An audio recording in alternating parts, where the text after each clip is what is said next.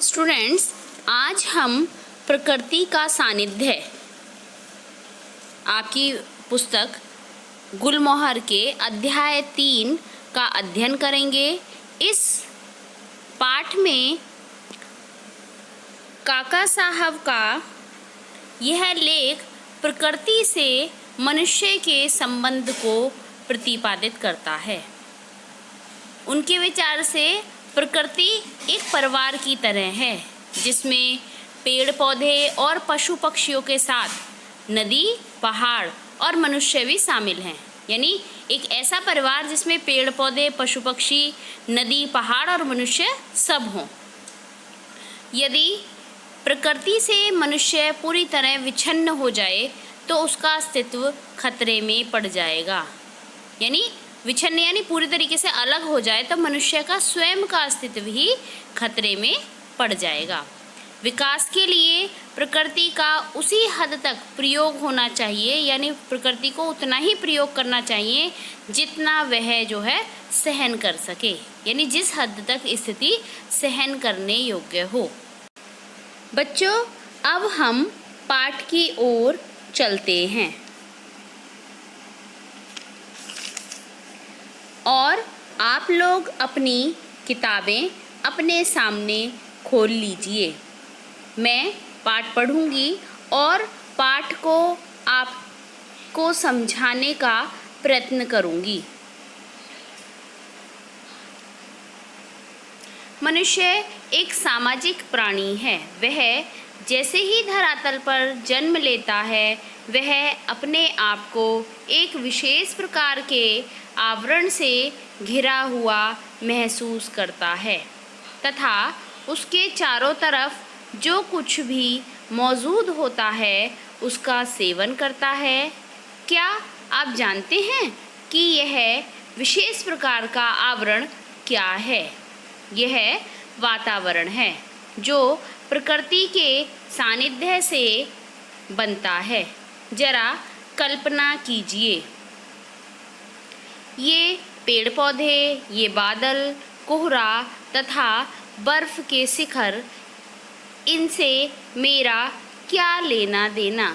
इनके दर्शन और सहवास के लिए मैं क्यों तरसता हूँ? इन पहाड़ों को देखने से क्या मिलता है? ये विचार अथवा आशंकाएं मेरे मन में कदापि नहीं उठी, लेकिन कई व्यवहार कुशल लोगों ने इन्हीं शब्दों में मुझसे पूछा है। इतना ही नहीं, मेरी आलोचना भी की है। देखिए, काका साहब का मानना है कि मनुष्य समाज में रहने वाला एक सामाजिक प्राणी है और जब वह इस धरातल पर जन्म लेता है तब से उसकी रक्षा प्रकृति के द्वारा होती है।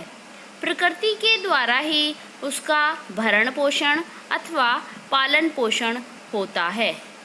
ये विचार काका साहब के मन में उठते हैं कि मुझे इन पहाड़ों को देखने से, इन पर्वतों को देखने से, इन पेड़ पौधों को देखने से क्या मिलता है? मैं इन्हें क्यों देखना चाहता हूँ?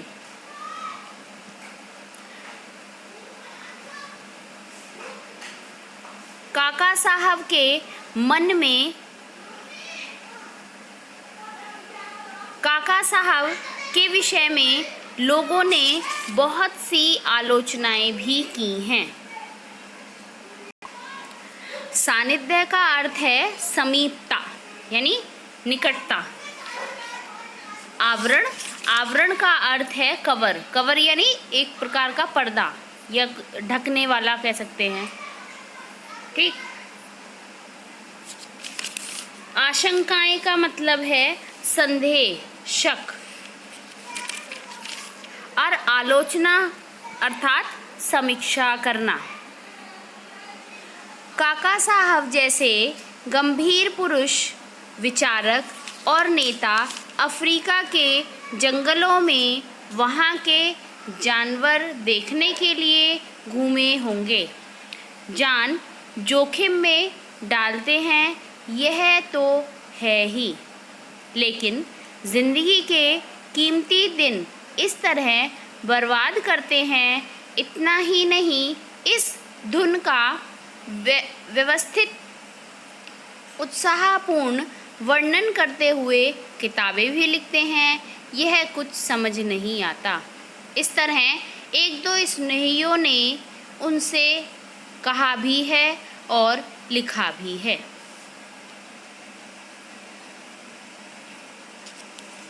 आलोचकों ने काका साहब के विषय में लिखा है कि काका साहब जैसे गंभीर पुरुष अफ्रीका के जंगलों में घूमकर जानवरों के बीच विचरते हैं और अपनी जान जोखिम में क्यों डालते हैं और किताबें क्यों लिखते हैं। उस पर काका साहब का जवाब है, वो कहते हैं कि उनको क्या जवाब दूं।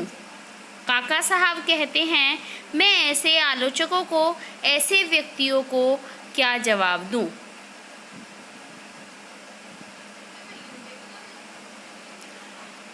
उनको क्या जवाब दूं? मैंने तो इतना ही कहा है कि असल में इन पेड़ पौधों और पशु पक्षियों में से ही एक प्राणी मैं भी हूँ।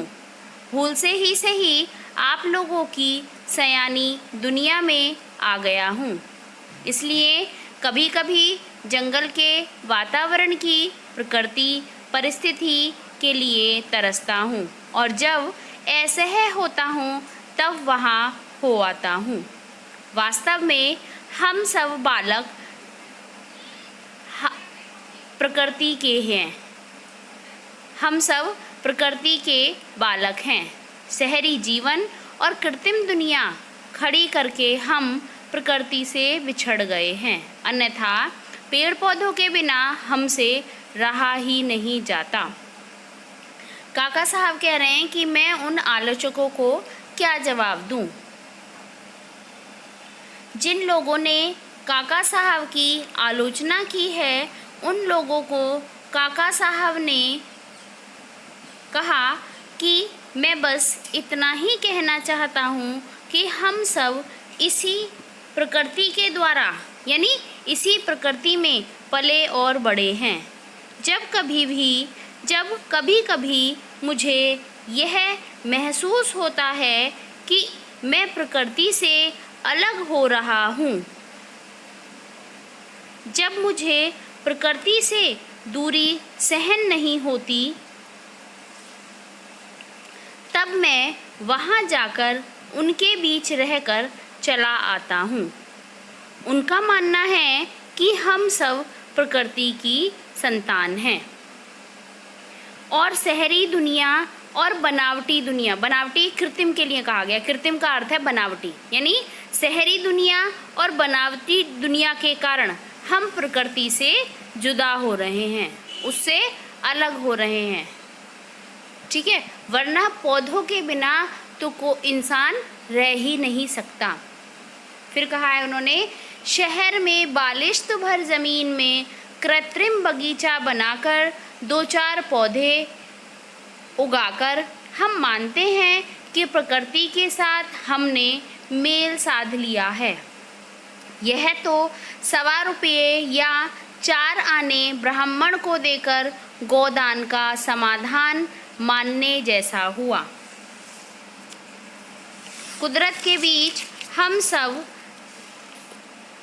के बीच जब हम बालक जैसे दिखाई दें तभी कहा जा सकता है कि हमने कुदरत के साथ संपर्क साधा। यानी यहाँ पर काका साहब कह रहे हैं कि शहर में बालिश बोलते हैं एक बुलंद, यानी अंगूठे के इस कोने से लेकर आपकी सबसे छोटी वाली उंगली के सिरे तक, आखिरी सिरे तक, उसे कहते हैं एक बालिश। यानी शहर में बालिश का मतलब थोड़ी सी ज़मीन में कृत्रिम बगीचा, यानी बनावटी अपने द्वारा तैयार किया गया पेड़ पौधे या बगीचा मानकर हम ये सोचने लग जाते हैं कि हम प्रकृति के साथ जुड़ गए हैं, यानी हमने प्रकृति को अपना बना लिया है या प्रकृति से हमारा मेल हो गया है। लेकिन यहाँ पर वो कह रहे हैं कि तो उसी तरीके से हुआ जैसे हम ₹1.25 या 4 आने ब्राह्मण को दे दें और ये समझें कि गोदान की समस्या का हल हो गया है। समाधान यानी समस्या का हल। यानी गोदान की समस्या क्या है कि गाय तो होती है बहुत महंगी, लेकिन हम सिर्फ उसे थोड़े से पैसे या 4 आने या ₹1.25 देकर सोचें कि बस हमने गाय दान कर दी, उसकी समस्या का समाधान हो गया, हल हो गया है। कुदरत के बीच हम बालक जैसे दिखाई दे। कुदरत यानी प्रकृति। प्रकृति के बीच जब हम बालक जैसे दिखाई देंगे, यानी बालक जैसे का मतलब जब ऐसा लगेगा कि हम प्रकृति की ही संतान हैं, तभी ये कह सकते हैं कि हमने प्रकृति से संपर्क साधा है, यानी हम प्रकृति से पूरी तरीके से जुड़ गए हैं। किसी पहाड़ के शिखर पर खड़े होकर जब एक ओर असंख्य शिखरों को अनेक रूप और दूसरी तरफ नीचे मैदान का सुदीर्घ विस्तार, सुदीर्घ यानी बहुत बड़ा, ठीक है, विशाल विस्तार, और उसके अंदर चमकती 2-3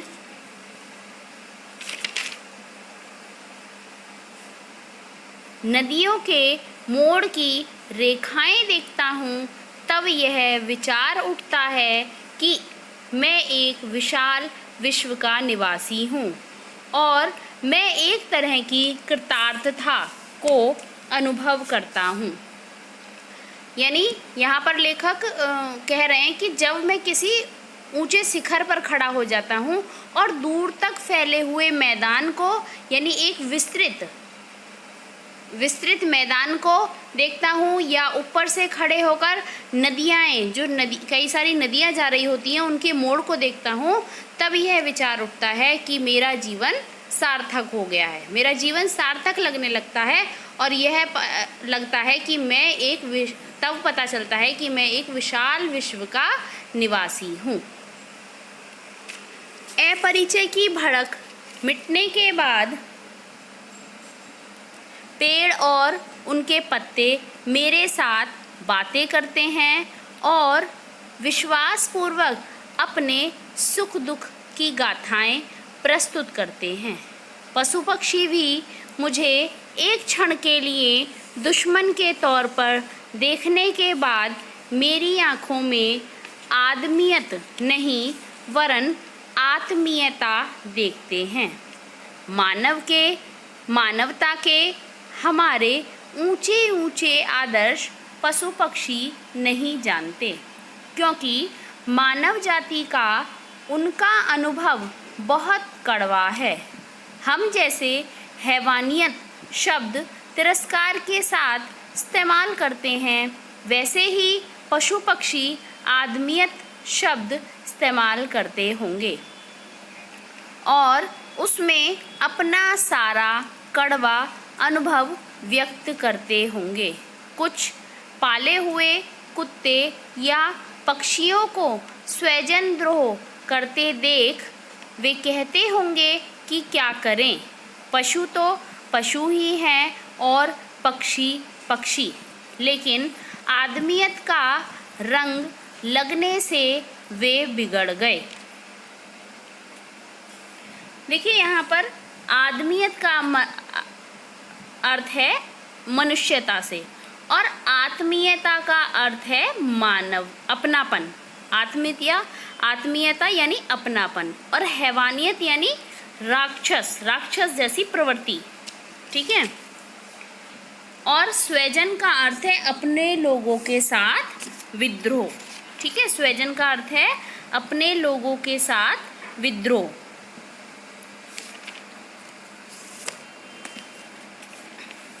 काका साहब मानते हैं कि सभी इंसान एक जैसे नहीं होते, सभी इंसान में मनुष्यता या अपनापन नहीं पाया जाता। कुछ लोग पशु पक्षियों के साथ दुर्व्यवहार करते हैं, इसलिए उनका मानना है कि पशु पक्षी को सभी इंसानों से एक भय होता है, लेकिन काका साहब उनके बीच रहकर उनको देखते हैं,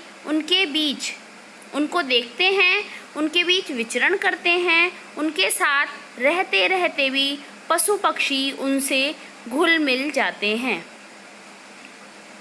जब घुल मिल जाते हैं तो वह अपनी बातों को उनके सामने प्रस्तुत करते हैं और उन्हें लगता है कि हम भी यह लोगों के कि उन्हें यह लगता है कि यह भी हम लोगों के मित्र हैं।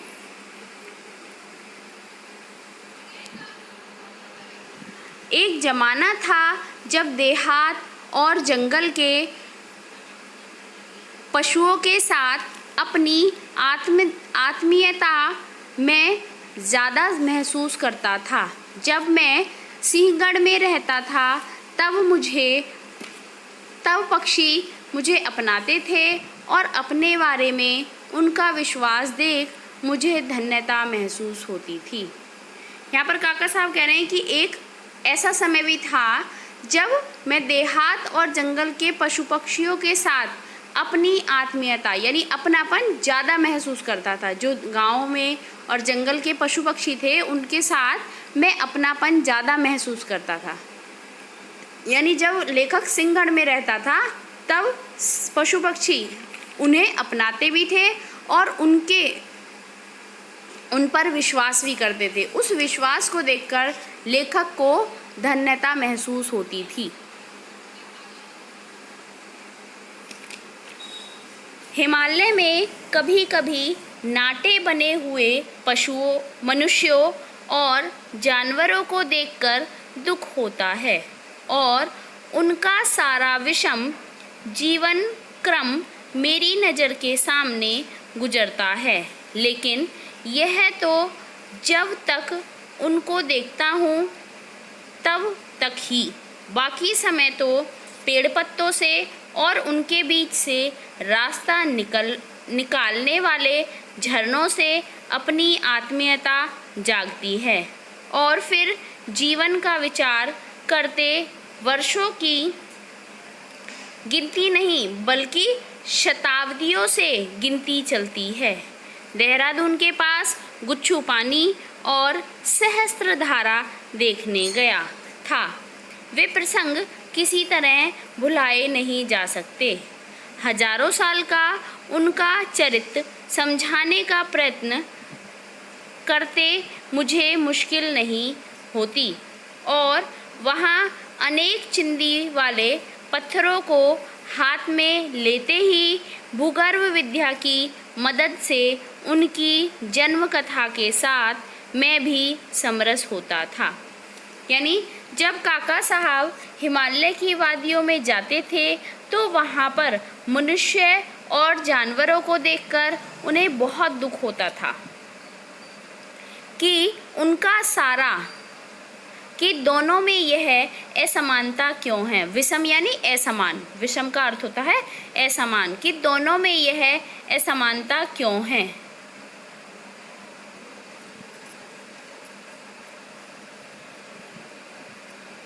लेकिन जब वे उनको देखते तब बाकी समय वो पेड़ पत्तों से और उनके बीच में रास्ता निकालने वाले झरनों से उनकी आत्मीयता हो जाती, यानी आत्मीयता जाग उठती थी, यानी उनका अपनापन जाग उठता था और उनके विषय में वे सोचने लग जाते थे।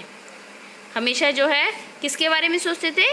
पेड़ पत्तों के बारे में, झरनों के बारे में, ठीक है, वहाँ से जो रास्ता निकलता था उसके बारे में वो जो है विचार करने लग जाते थे।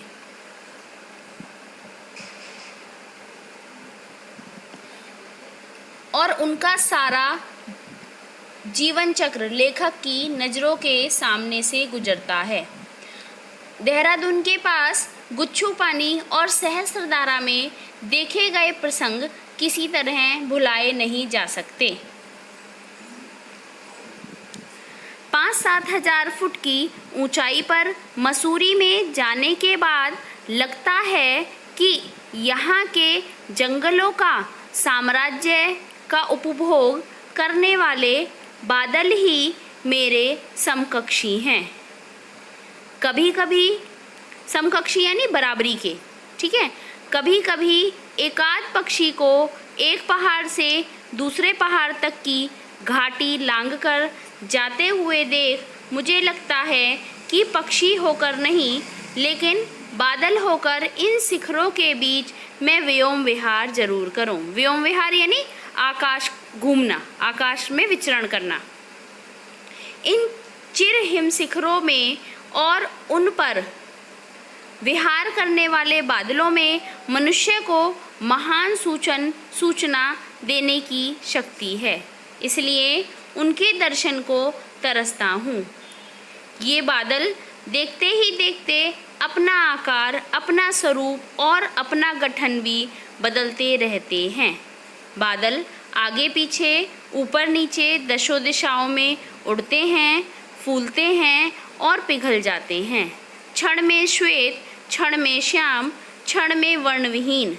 ये बादल कहते हैं परिवर्तन से न अकुलाना हमारा व्रत है।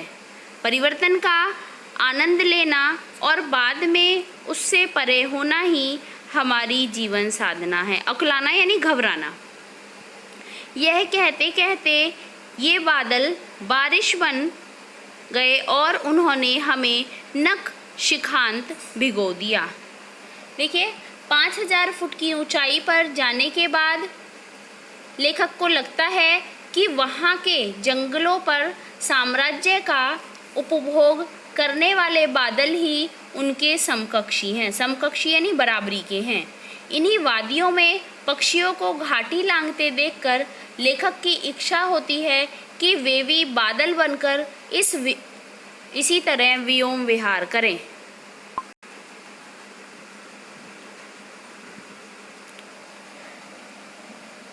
लेखक कह रहा है कि इन पर्वतों की चोटियों में और इन बादलों में मनुष्य को सूचना देने की एक शक्ति है, इसलिए हमेशा लेखक जो है उनको देखने के लिए तरसता रहता है। लेकिन बादल क्या है? ये बादल जो है परिवर्तनशील हैं, परिवर्तन उनमें होता रहता है, कभी रंग रूप को लेकर, कभी आकार को लेकर, ठीक है, परिवर्तित होते रहते हैं। और ये वो बताते हैं कि ये बादल जो हैं ये कह रहे हैं कि परिवर्तन से अकुलाना यानी घबराना नहीं चाहिए। न घबराना यानी ना घबराना ही हमारा प्रण है, यानी जो परिवर्तन हो रहा है उसका आनंद लेना चाहिए। ठीक है।